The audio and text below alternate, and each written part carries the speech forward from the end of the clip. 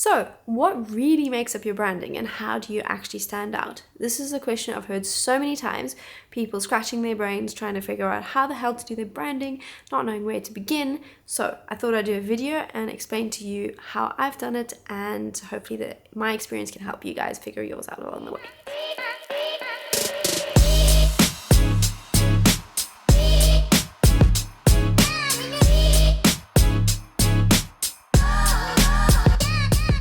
I could literally do a video just talking about colors and fonts and all of those delicious, wonderful things. But in all honesty, branding goes so much deeper than that. So in this video, I'm going to talk about 3 super important elements that you'll also need to take into consideration, and I'll guide you step by step through how to do them for yourself, for your own business.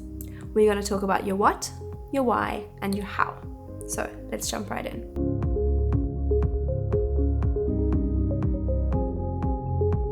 Personal branding, guess what? You've already done it. So whether you want to or not, you have a personal branding. So your personal branding is the core values that you have, that you hold dear to you. So that is to do with the things that you like, the way that you dress, the clothes that you buy, the places that you shop, the things that you are attracted to, the things that you enjoy. So these are the things that if people, for example, are walking around in a shop and they look at a dress and they go, oh my God, that's totally you.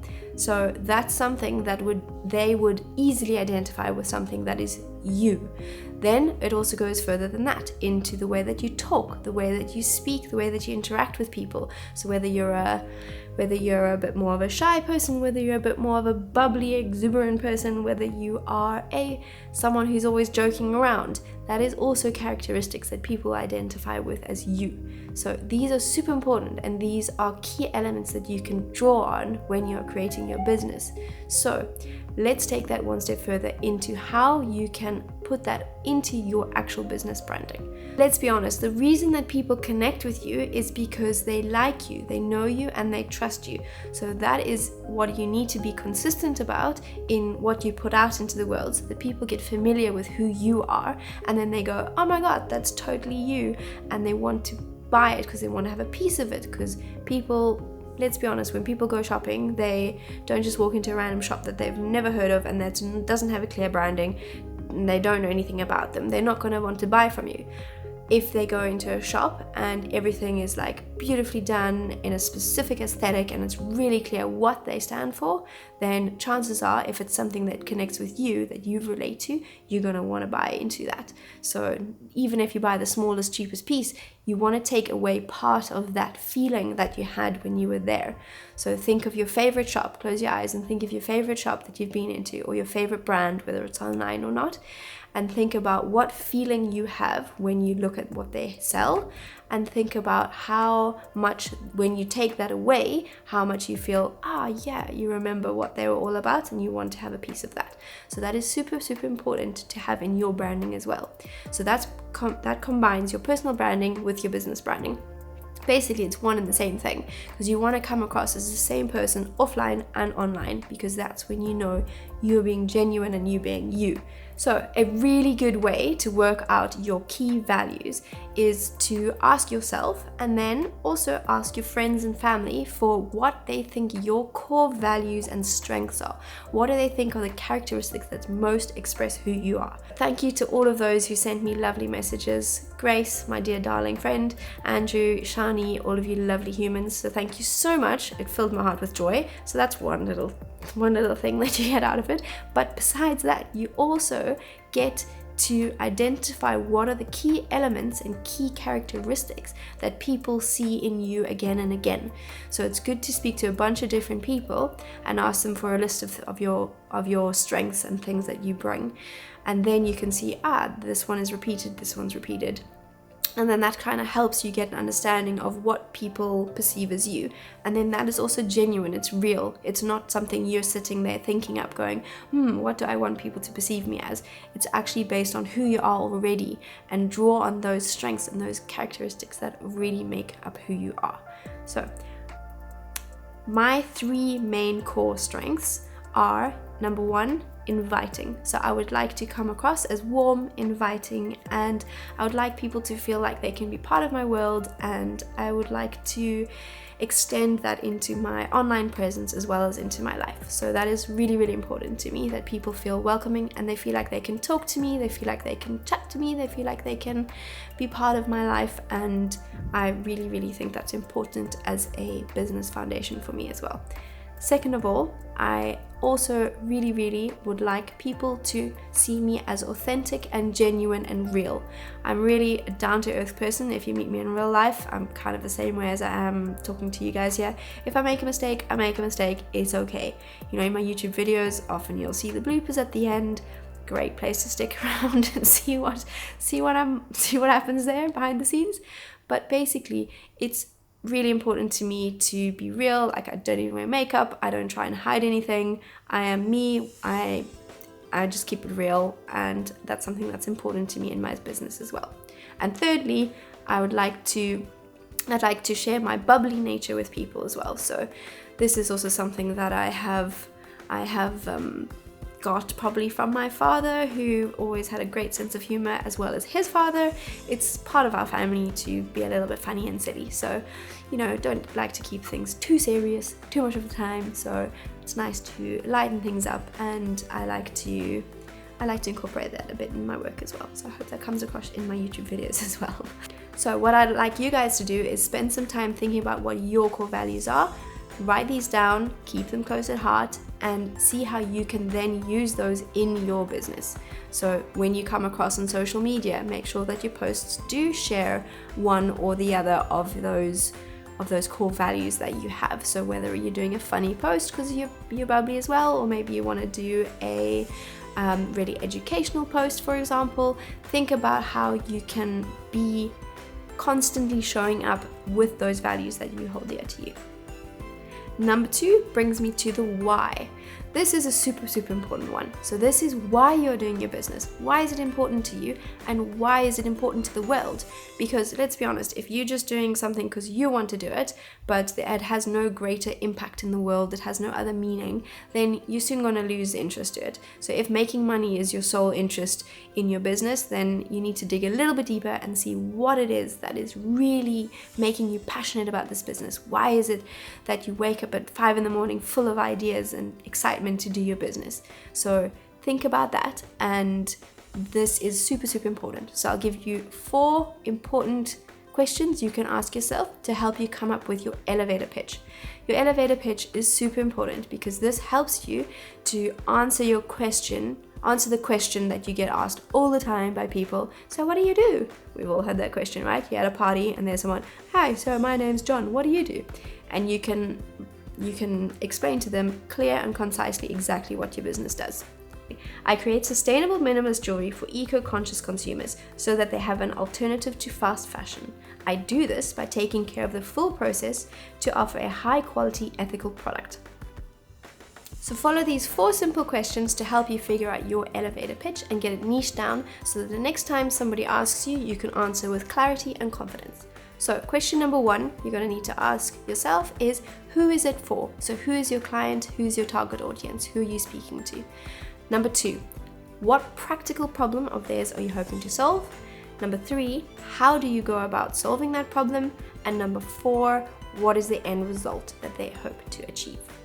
So write all of this down, summarize it as much as you can, and then you can even turn this into your bio in your Instagram. So you need to condense it, obviously, because you have limited a number of characters there, but still, this is a great way for people to see at a glance, whether they're looking at it written down or whether you're talking to them, to really get a full understanding of what your business stands for. So it's a great exercise to do. Number 3, your how. So how do you go about doing this? How do you go about standing out, and especially on social media and out in this huge big world? To be honest, when I started, I thought, why am I even starting this jewelry business? Because there's so many other amazing jewelry designers out there, and who am I to think that people are going to notice my jewelry, and how am I ever going to sell anything? Because how am I going to stand out in this world filled with creativity? But in the end, I just decided I'm going to make what I like and what I'm passionate about, and I'm going to pour my heart and soul into it. And surely there's some people out there who are like me, who like the same aesthetic as I do. And lo and behold, they do.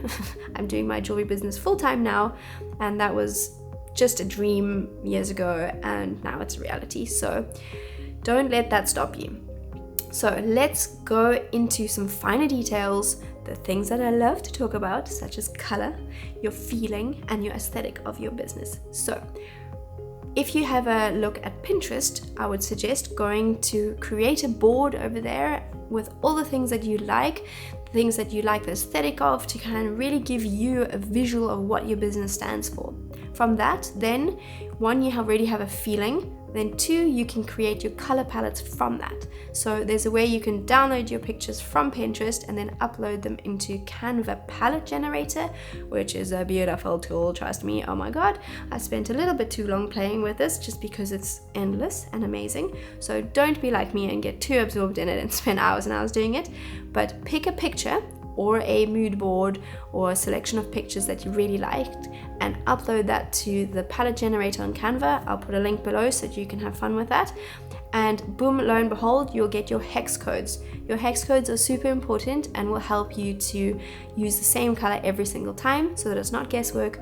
You've got the exact color, the code that you want to use, and you can use it in your text, in your branding, in your website, in your business cards, in your Instagram, wherever you are showing up. So go ahead and have fun with that and pick 2 darker colors. So these are going to be your highlight main colors, and then 3 minimum is usually a good amount of lighter supporting colors that you can use as backgrounds or as contrasting colors. So if you have a darker background, then you can have your lighter text on that, or vice versa. So it's good to have quite contrasting colors so that you can have a more bold visual. Right. Next up, we are going to talk about your fonts. So obviously you can choose from loads and loads of free fonts. You can go to just Google and type in download free fonts and you can have loads of those, or you can go for a paid font, which I have done, which is I got it on a place called Creative Market, which has got the most amazing, beautiful fonts you can choose from there, so you can have fun with that too. Obviously, if you go for a paid font, if you want to spend a little bit of extra money, it does mean that your font is going to be less known, so it will make it stand out a little bit more. It's also a good idea to choose 3 different fonts, so you're going to need to have your heading bold, big font, whichever one you like the look of, that goes with your colors and your branding and your aesthetic and your feel. So whether it's a luxury brand you want to have, then obviously you're going to choose a different font to if it's like a kids crafts business that you're running. So you get what I mean. So have fun with that. Pick a nice bold one for your headings. Second of all, pick a subheadings one, which is really useful for subheadings, funnily enough. And then you want to have a body text. So often that one can just be like a generic one that you have got for free, whether it's on Canva. Great tool, by the way, if you haven't checked out Canva, game changer, it's amazing. So have a look at those and choose 3 really, really, really nice fonts that you love. To sum up, personal branding and business branding should be one and the same thing. So they go hand in hand together because you're creating a business. It's part of you, especially if it's something that you make. It's got your name to it, and try and create something that people like the sound and feel of, and something that they can connect with, something that feels real and something that feels human. So something that is genuine, based on your values, based on your aesthetic, based on your colors and fonts. But all of this needs to speak directly to your target audience. So it's super important to keep them in mind when you're creating this. So the who you're doing it for, you need to keep that in mind the whole time as well, so that it's not just something you like only, but it's something that you know your customers will connect with as well. So anyway, I hope you guys found that super helpful, and if you have any questions or want to chat to me more about it, feel free to drop me a comment. But thank you again for everyone who's been watching my videos. It's super inspiring and I am glad that you guys are finding them helpful. And if you haven't yet liked and subscribed, I always appreciate it. It really does boost the morale and get me excited to make next week's video. So till next Sunday, guys, have a beautiful, beautiful week and speak to you soon. Bye. All of this, never mind, let's try that again. Is it still in focus? Yes.